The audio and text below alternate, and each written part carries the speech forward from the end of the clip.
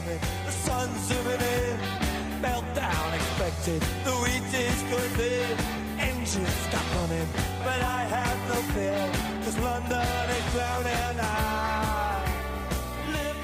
Hello everybody and welcome to the By a Minute Arsenal podcast. It feels a bit sort of morning after the night before, ever so slightly. We did a special pod on Friday, Matt and I, in the immediate aftermath of the Arsene Wenger news, but we've had a few days now to cogitate and ruminate and all the rest of it, and we've had a game in there as well, so we've got plenty to discuss this week, not least of course the Europa League semi-final, which kicks off in a few days' time. I am Matt Tate. We also have a full house, I'm glad to say, so we have Matt again. Hello Matt. Hello, good to be back. Hasn't been very long since I last spoke to you. No, I know. I you know, it's fine. It's we could get used to it. I think people. I'm sure there are pods that happen like 2 or 3 times a week. I think that might be a bit much, but we can try more than once a week occasionally. It won't hurt us, I'm sure. But also with us, I'm glad to say, back is Pete. Hello, Pete. Hello there, and sorry I couldn't make it on Friday, but I'm really sure you wouldn't have wanted me blubbing in a corner quietly while you got on with it. Well, it's very interesting, and I'll come straight to you because I was actually quite not pleased, that's the wrong way of putting it, but I thought it was quite neat in a way that you weren't able to make it on Friday because you get first dibs now, as it were. How you feel about the news a few days removed from it. You were at the game yesterday as well, but perhaps we'll come to that separately when we get to the game. But what were your first thoughts then, if you want to? I mean, you heard what we did on Friday, so we'll just do a very, very potted version with you. What were your first thoughts, and where do you think, how do you feel about things now? Because my impression has been things have changed a little bit over the last couple of days with a few things that have come out. But where were you on Friday, and where are you now? Friday, I was shocked and upset and pretty sad, and I was sad at work when an alert popped up on my phone, and I almost left work, as I have done in the past when major world events such as the World Trade Center, etc., have happened. I did actually nearly leave work, but because it was actually a really difficult day and I had a heck of a lot to get done, I had to stay. But I really didn't feel like it, and I was pretty emotional about it. Well, it's very interesting. I think that's interesting. I had sort of moments of a bit like that. Although I had the advantage of not having to go to work anyway, so it didn't matter for me. But it was an odd day. Where do you think we'll jump over the games? We'll come back to it. But has your psyche changed dramatically since Friday, or are you still in that same state? Hopefully, perhaps not quite as sad as you were on Friday. Well, I've come to terms with it a bit, but I'm still not happy about it. I feel sad on a number of levels. Basically, I feel sad partly because I would have really wanted to see him win the Europa League and just have one last crack at the Champions League. And I don't care if it was another miserable season, not doing very well in the league and having a terrible time. I just think it would have been nice for him to have had that go. One last crack at the Champions League. Yeah, he wouldn't have won it, but I think he deserved to have another go more than anything else. So that's partly why I'm sad, and partly because whatever you think of his managerial record, which I still think is not bad over the course of the whole 22 years. There's not many people who have a record like that at the end of a tenure at a club. Whatever you think about it, and whether he was doing as well towards the end as he was at the beginning, etc., etc., I just think that as a person and as a human being, he is the best manager the Premier League has ever seen and ever will see. I don't believe the Premier League will ever see anyone of that calibre of a person and as a human as Arsene Wenger is, whatever his managerial record.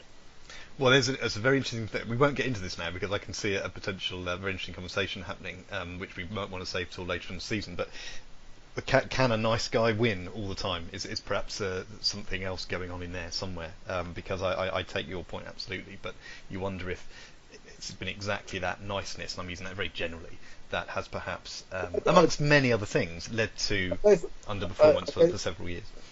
I don't think it's niceness necessarily that's great about him as a person necessarily. He does seem to be a decent bloke as well, but more the fact that his ethics and values and how he how he ran things, how he didn't go out, he didn't get in and down and dirty with agents. He wasn't interested in paying huge amounts of money for people. He wanted to keep a semi-sensible wage structure within the club. He didn't want to engage in everything that I personally find nowadays hateful about football. I know, I take the point, but I think my point still stands. I think that there needs to be, whether we like it or not, I think one could argue, I'm not saying I agree with it necessarily, but one could argue there might need to be that Machiavellian edge in order to but be maybe that's competing at the very highest levels. Maybe that's the case. I still won't like it, whatever. No, absolutely. And of course, watches of cash would be the other thing that we need as well if you look around what's going on. All right, well, look, I'll come back to you in a second. I think you've got some very interesting points there. Matt, we won't go on, we won't redo what we did on Friday, but we will turn briefly, if we may, to the betting market and to the future, actually, in terms of who we think the next manager is. Now, we had plenty of Brendan Rodgers chat on Friday, and you'll be very pleased to know that he's plummeting in the betting market. Luis Enrique is now pretty clear favourite, although weirdly, if I then look at the next Chelsea manager market, he's the favourite for that as well. So if you want to put money on Enrique coming to England, he probably he wouldn't get much back for it. But I just wondered, very briefly, if you had any additional thoughts from Friday, or if you have any thoughts perhaps moving slightly ahead to the next manager. I mean, Arteta is now moving up, but in the betting, but otherwise it's Ancelotti and Leuven, but Enrique quite a way ahead of everyone else now. Yeah, it's almost as though nobody knows, because the betting seems to change every day depending on whatever articles get put out. I think the Daily Mail went all out with their Enrique's effectively done, but I think they lost a bit of credibility when halfway through they then said, and that would put Arsenal in pole position to sign Messi. I think that we may go for somebody with a bit less experience, and I don't think that's necessarily a bad thing, because I don't think they're going to have to control as much as Wenger did during the time he's been here. We have, the structures in place now, director of football, people to take care of transfers and negotiations. So whoever comes in is literally going to be a sort of first team coach, and that's it. So I don't think there'd be as much pressure on them overall. I still would like it to be somebody who has had a bit more experience, someone like Allegri, but I don't think it would be Enrique. I think we may go for someone quite risky like Arteta or someone like that, which I'm not opposed to. It would be quite exciting, but yeah, I think all these people come out and saying they know who it is. I don't think that's the case, because I don't imagine Gazidis or anyone knows who it is yet. No, and the Sky chaps, when they were discussing it before the game yesterday, they I think it was on Real. Was it Gary Neville? It was Gary Neville. I think was particularly angry that Arsenal might not have someone lined up. Yeah. Whereas I perhaps naively, I assumed that when the news came out on Friday, it was still sort of news to everyone. Yes, Arsenal, the suits might have been thinking about the next person, but it would have been all very quiet conversations when there's still a man in place. So I'm not hugely bothered there isn't someone in place yet. I would hope now that wheels are very much in motion behind the scenes. But of course, the betting market, the point to make about this is not just who the bookies think it's going to be, they're reacting to where the money's coming in. So the fact Enrique is available, as I understand it, pretty much, whereas many of these others aren't. I would go along with someone like Arteta. I said last week, Sean Dyche, although I noticed he's drifting in the betting, or Eddie Howe, whatever, and I think there's always a concern people say, well, they haven't achieved it at the highest level, but you've got neither with Arsene Wenger. You could argue, yes, he'd had success in France before he came to Arsenal, but coming from Japan, it didn't give people that feeling of, oh, here's a successful man. It was Arsene who, famously. I imagine it's going to be someone from overseas who has had quite a bit of experience, but perhaps isn't quite achieved huge amounts. So Ancelotti, as I've said before, would be a safe pair of hands, but I think they're going to be looking slightly longer term, and the point you make about them being we want a coach, really, in the mould that Wenger has been, but of course Wenger's problem was he had so much else to do because he wanted to. I mean, that seems to be the gist of it. He was in charge because that was completely his doing, and I think possibly his undoing at the end. Pete, at this early stage, any thoughts on manager? I mean, Patrick Vieira started off quite hot, as it were, but he's drifted, just looking at some other names on the list. I think you may be right that they don't know who they're going to get, but I suspect they do know who they want. Right. I think probably I mean, Gazidis and presumably Sven and Raoul have wanted this for quite a while, haven't they? Certainly Gazidis has. Now, if how much of a shock this whole Wenger resignation was to them, I'm not sure, because maybe they forced him into it anyway. And I'm sure in that situation they must have an idea of who they wanted, or the sort of person they wanted. They can't just be sitting there going, yes, well, what the heck do we do now? I just don't believe that. They must have been. I mean, this is the biggest thing that's happened to the football club in 22 years. It's an unknown, isn't any of them. It's a huge unknown in the whole future, because it's for everyone. It's so new. They surely can't have been sat in there just saying, oh, well, we'll just see what happens now. We'll just see what we can do. Gazidis is going to look like a complete twerp if he doesn't make this work, basically, isn't he? Yeah, as people have said, the pressure's now completely on the board. Arsenal's not there anymore as a shield. This is a complete change. It's very interesting. That's what I mean by it being a very new situation. Yeah. So I can't believe they haven't got an idea in their heads of what they just can't be that stupid. I mean, I know they're daft and particularly pretty awful bunch of people probably, but I can't believe they haven't got some idea of what they do. And I suspect they do want Luis Enrique. Well, it's very interesting. Matt mentioned, I think, if I'm right, on Friday, that the different factions of the board actually, and the behind the scenes people you've noted, actually don't necessarily want the same person. So that's an interesting thing. Well, we'll leave that there for now, because obviously we don't know any more than anyone else does. So that would be the process. Everyone just argues amongst themselves. Yeah. We end up the person that none of them want. And probably we don't either. That would be bad, wouldn't it? Compromise does not necessarily lead to particularly good outcomes quite a lot of the time. Anyway, well, look, we'll leave that for now. I'm sure we'll come back to it plenty, with plenty of games between now and the end of the season, and of course plenty of summer as well to discuss things as and when they change. I hope that there's someone in place personally in terms of a timeline, that we know who it's going to be before the end of this season. That would be nice, but that might be unlikely, but we'll see what happens. Right, let's quickly go over the game yesterday against West Ham. Arsenal won 4-1. That is a somewhat flattering score, and I think it's safe to say, given that it was 1-1 with only 8 or so minutes left. I thought, rather than do our normal thing, there might be 3 sort of broad areas we can just very quickly get through. One would be the atmosphere, which Pete was there. I'm very interested to hear that, because my impression of it might be quite different to what he can tell us. Secondly was most of the match, and then the third bit is the last 10 minutes, because I think that's where all the action was, and we can be pretty quick on all of that. Pete, we got this idea beforehand that people were saying it's going to be a party atmosphere, or maybe party is the wrong word, but it's going to be, a big atmosphere, completely different to what we might have been expecting a few days ago. On the TV, I didn't get that impression. I thought there were more seats occupied, but to me, a lot of it, apart from the last few minutes, sounded like a typical Sunday afternoon crowd. Did it feel any different being there? Was there anything you can tell us? Not particularly, but remember, I don't think it hasn't been particularly toxic or anything this year. I've said for a time that home matches just haven't been that bad. They've been fine, They've been because we've actually played pretty well at home. We've got good results, and the atmosphere has never been that bad this season, even when it's been half empty.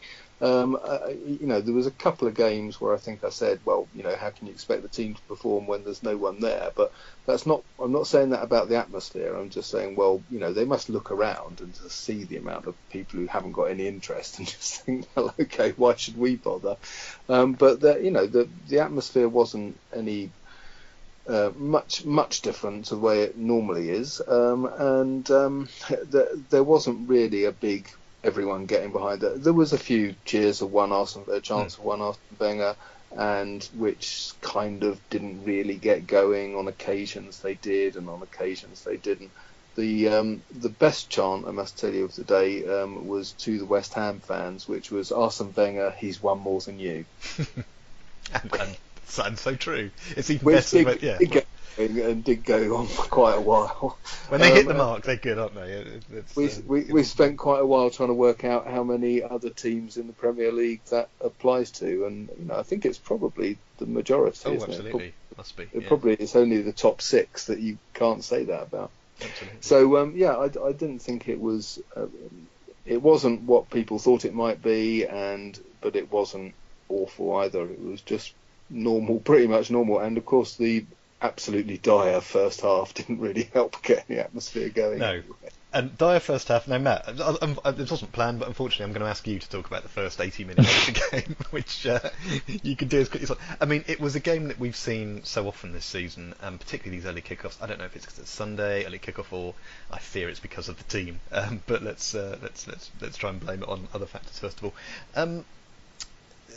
The team news, it was a little bit stronger than perhaps we had maybe expected in terms of the names on the sheet. No Ozil and Czech, but everyone else was pretty much as we might have expected.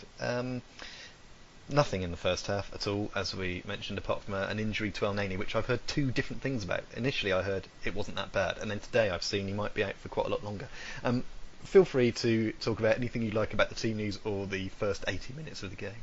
Yeah, the team was pretty strong actually. I think Wenger was probably just trying to get them together and with a bit more confidence ahead of the Atletico Madrid game. I hope Ozil and his immune system, I hope that's just a lie and he's being rested, because he can't possibly be ill again.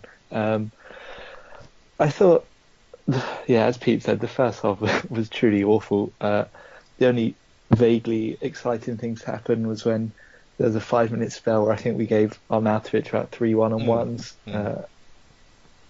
Luckily he missed them all, but we didn't really look like anything happening going forwards. Iwobi was quiet, Welbeck was quiet. I think when Ramsey plays in a more advanced position, he's not necessarily as good. I think he's better when he comes from deeper and makes runs, rather than just standing as a striker and waiting for the ball. And yeah, I don't think Sky knew what they were talking about with El Neni's injury. They did say they've just spoken to the medical team and he's twisted his ankle, and then today apparently he has ligament damage, so who knows. But then we eventually got the goal from corners, and despite me thinking we're awful from corners, apparently we've scored the most goals out of anyone from set pieces, which seems incredible to me. And then Arnautovic, for the 4th time we gave him a chance, he scored. To be honest, I can't say I particularly cared when it was 1-1. I know our home record's been good and we want to be high on confidence, but I didn't really care. And the game only really picked up in any form of excitement when Aubameyang came on, because before that it was a truly awful watch. It was, wasn't it? Aubameyang came on in the 70th minute. The Monreal goal was nicely taken. I think if we're going to try and drag something out of that first 80 minutes, but yeah, it was weird. We scored the goal and then immediately, well, not quite immediately, but fairly quickly seemed to hand the initiative completely back to West Ham, who, as you say, could have scored a couple had the wind been in sort of different direction, as it were, and. We were looking under the caution. I agree with you. At 1-1, I can't say I was hugely moved. We've discussed this for some weeks now, how it sort of doesn't matter. But then your instinct kicks in. You still want Arsenal to win, and then those last 10 minutes when it happens. I mean, some of the goals were. The Arnautovic goal was good. Some of Arsenal's goals were good, but the goal that gave us the lead was somewhat fortuitous, and essentially. And I thought quite hard on Joe Hart, who made a couple of cracking saves just before the goal, if I've got my timelines right. And then Aaron Ramsey drifts one in looking for an Arsenal head, and it misses everyone and goes in. Or in fact, it's missed by everyone, might be a fair way of putting it. Pete, any thoughts on them? I'll come back to Max. It seems only fair he gets the goals as well after having to do the non-action bit. Pete, a good view of that? Probably not a brilliant view from where you were sitting. Did you know immediately Ramsey had sort of lucked that one in, or did you think there'd been a touch somewhere? No, I couldn't see the defender ducking out of the way of it. To be honest, I just thought that's very strange. I thought maybe Oba had somehow put him off or something. I could tell he hadn't put it in, but I thought potentially it was just completely a Joe Hart mistake, which was very, very, very funny. Sorry, indeed. And then two. I've got nothing against Joe Hart, but it was fact he'd been time wasting in the beginning, and up until that point he had been brilliant. So it was really hilarious to see him just sit down, basically, and watch the ball go past him. The West Ham time wasting was odd, wasn't it? Because it started in the first half, and I appreciate they've got tricky run-in, but and they're being very cautious. But it seemed a bit odd. So yeah, when that kind of thing happens, you're almost setting yourself up for some kind of embarrassing fail. Although it wasn't really his doing so much as the young defender. I had a better view of the Danny Welbeck shot. Oh, the one which Hart saved, yes. Yeah, and that was an astonishing save. I mean, that, as soon as Welbeck hit it and you saw it swerving, you thought that is going in, and somehow that was an amazing save. It really was, from what I could see. No, it was. There was a good camera angle on the replay actually, which showed how good it was. You just know that's in, and somehow it wasn't, and it was really shot. I was sitting there with their head in their hands, wondering how the heck he'd done it. So that was part of the reason it was even funnier when he was back down, looking back of the net. So that gave us the lead, and then in the last 5 minutes we scored twice, and Lacazette specifically scored twice, just what we need before Thursday. He got a bit of luck with the first one, bit of a deflection. Matt, any thoughts on those two goals? I thought the last one particularly was quite well taken, the way he sort of let it come across him and then put it home in the corner. It's good confidence boosting. It was, and when we start playing like that, which only seems to ever happen in about 10-minute spells, we are really good. We almost started walking it in. West Ham collapsed. I was pretty glad they didn't bring on Andy Carroll sooner. I thought they were going to bring him on, and that would have been that. But no, two really good goals. As I said before, Aubameyang changed really how we were. I know he played off the left, but Lacazette seems so much better when Aubameyang's playing, and really good for Lacazette to get those two goals and get some confidence before Thursday, because a lot of our hopes are going to be relying on him. They are, and we'll move to Thursday in a second. I mean, the only other note I had about that game was it was a very typical late Wenger Arsenal performance. We looked ineffective for quite long periods. We looked, perhaps ineffective is unfair, we looked not quite sure how to break things down. The passing was quite pretty, but there wasn't any penetration in that last sort of third. Then we take the lead, we then give up the lead, and then we have a little... what's the word I'm looking for? A rash of excitement over the last 10 minutes when we score 3 goals. Obviously, we haven't done exactly the same in previous matches, but the pattern seemed very familiar, is what I'm getting at. And you just, the frustration that you can't do this more often away from home, or at least stay in the games away from home was that's what's frustrating, and that's what I think needs to change. I mean, I think there's been a lot said, as we mentioned this on Friday, about just because you think it is time for a change doesn't mean you turn into you don't have the huge respect for the manager. And I think this is another.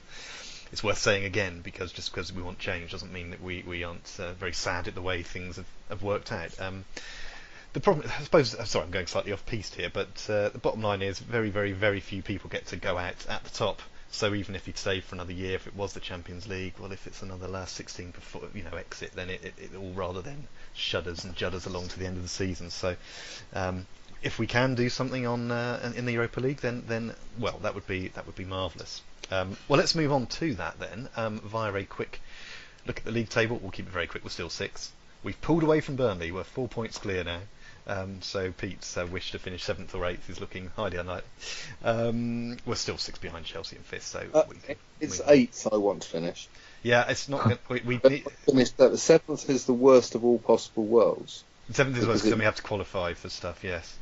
Well, we can't finish 8th. Leicester can only get 56 points, and we've already got 57. So I'm afraid I've given up. Damn it. I'm afraid that's that. We'll do a quick look at the prediction league, because I've only realised earlier on I was minutes away from getting an absolutely right score, because I had 3-1. Ended up 4-1, of course. We all got a point because we all said Arsenal would win. Right. So that's the league out of the way. For the moment at least, let's move on to the coming week, which sees... there's 2 games, but there's only one really. We'll look at both, but there's only one really to focus on, and that is the first leg of the Europa League semi-final, 8 o'clock on Thursday evening. We play Atletico Madrid, of course. Well, where do we start with this? Let's start with Matt. What are your thoughts on this game? Obviously, it's the first leg. What do you think might happen? Let's have some thoughts and a prediction, please. Mm-hmm. My main thoughts are that those players better turn up for Wenger. Such an important game. Atletico Madrid, I think they've lost. They lost last week 3-0, and then they drew this weekend. I think they were resting a lot of players though. Costa's definitely out, Simeone said, so that's something, I guess. I think we have to win. The home legs have any chance across the tie. I think our team will be pretty similar to one we saw yesterday, but with Ozil coming in for one, it won't be a Welbeck, and then if checks, it'll be interesting to see which one of them we choose. I think I think we might win. I think that the atmosphere will obviously be really good. I think that the players have showed that when they are focused on the Europa League and they are able to just get themselves up for that, we've shown that we can, especially in the first half, when our attacking play clicks, we can be really dangerous. I know Atletico Madrid are going to defend a lot better than certain teams we faced, but I do think we can win. I also think we'll concede, so I'll go 2-1 Arsenal, which would leave it pretty close for next week. Yeah, well, I'll jump in because I've said 2-1 as well. Again, I do my predictions before we chat, so there's no so I can't be accused of changing them. But no, I said 2-1, and if I won't repeat what you said because I've said pretty much the same, or thought pretty much the same thing, that it's going to be a pretty strong team. I think the atmosphere will be somewhat different to how it was yesterday. I put 2-0 initially, I think, and then thought, are we really not going to concede? Atletico not at the peak of their form, perhaps at the moment, and maybe that's to our advantage. So, yeah, but I do think that whilst the players didn't really seem up for yesterday, despite what they said, I think they've got to be up for this on Thursday, and maybe they were subconsciously saving themselves for it. So, I'd love to say 3-1 or 2-0, but I'm also going to stick with 2-1, which won't get me any closer to you in the prediction league, but that's what I think it'll be. I can't really add to it, but what you said, I think you've summed up my thoughts very, very eloquently. Pete, you'll be there, I assume. I'm assuming you'll also hope the atmosphere is better than it was yesterday. What do you think that will? What do you think the atmosphere will be like for while you're there? And what do you think the score will be then, please? Well, I think that I think that the game against West Ham was quite similar to the game against Stoke when we were warming up for the Moscow game, and I think it is that people just, as I said, people aren't interested in these league games, and even when it's Arsene Wenger's penultimate home league game, people aren't that interested. They're just sitting there making the most of it, and we play, as you say, in fits and starts, and if we're lucky enough to have a really good period against Atletico and make the most of it, we could possibly get a result against them. But I think personally the key to getting through this tie overall is keeping a clean sheet at home, and neither of you have predicted that we will, and therefore I think you both, if we do have those results, I think we'll be out in the second leg. So I'm going to be a little bit more positive, and I'm going to go 2-0. 2-0 to Arsenal, yes. So we've all got Arsenal winning, but that one away goal could make a huge difference, couldn't it? Either way. Just while we're on it, Matt is well ahead in the overall standings by 6 points, but it's worth noting that in the league competition, if we just take the league games, Matt is 6 points ahead of me and Pete, who are on exactly the same.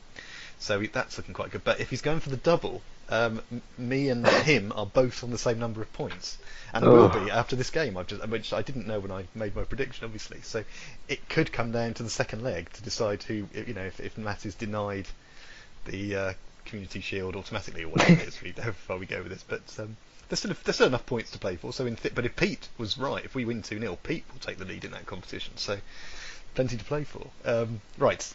In a competition where there isn't anything to play for, we play Manchester United next Sunday afternoon at Old Trafford. I'll go first on this one. I've gone for us losing 2-0. Partly it's because of a European hangover, partly because it's the European game the following week, obviously the second leg. We don't have much to play for. Man United probably don't have much to play for, to be honest. I don't know. I can see the team, particularly if it's still close in the Europa League after the first leg. I can just see the team taking the right off the ball, some other players being played. I don't think the manager will want to go for too much youth, I think, like we saw yesterday. But I don't often go for a defeat in terms of my predictions, but I think I'll go for 2-0 to Manchester United, unfortunately, much as I'd like not to. Where do we go next? Pete, what do you think about this one? Don't care. So I've got nothing really to say other than my prediction, which is 2-2. 2-2? Well, that would be an entertaining game, if nothing else. Matt, how about you for this one? Yeah, I wonder if the fact it is United away will make Wenger go a bit stronger than he otherwise would. I hope he doesn't, because I don't care either. Obviously, I hope we don't get absolutely battered, but I don't particularly want to see any of the players that are playing in Europa League risk next Sunday at Old Trafford. So I think we will lose. I think Mourinho would take great pleasure in that, but I don't think we should worry too much about it. I will go 3-1 United. 3-1 United. Okay, so On 8-2. I'm surprised. Maybe yes, 8-2 has been mentioned once or twice this week. I've seen and things as the sort of nadir of Arsene's reign, which seems like as good a point as any, quite frankly, to make. Yeah, that was. Let's not remember that. If anyone did go for that and that was the score, I think they should get some bonus points, just for some kind of masochism there. But all right, well, great. Well, thank you for that. Thank you, Pete, particularly for your thoughts, because we missed them on Friday, so it's good to get those about the whole manager thing.